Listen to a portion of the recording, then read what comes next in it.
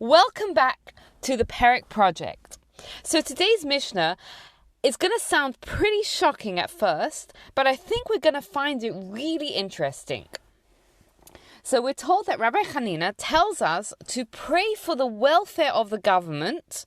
So far so good, because if people don't fear it, they would swallow each other alive. Wow. Swallow each other alive. That's a pretty shocking statement. What is it telling us here? So first of all, this is the source for the custom to pray for the government that we have on Shabbat mornings, and that we should take an interest in public affairs. Even King David, we're told, even prayed for his enemies. But what does it mean that if people don't fear the government, they will swallow each other alive?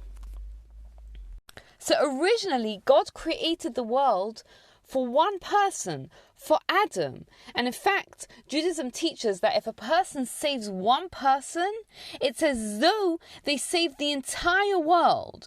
Because each of us, we're autonomous individuals, and the reality is that we have to share the world with other people, but naturally we have a desire to be a king of the world. Now, we don't necessarily think of it in this way, but we all naturally have a selfish desire. We want what's best for us, even if it's at the cost of what's best for other people.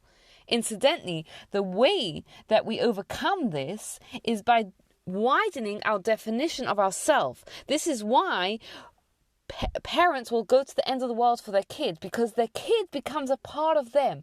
And the more we can widen our definition of ourselves, the more we include others in it, the more giving and selfless we become. But naturally, we have that desire to want to be autonomous and to want to be the king of the world.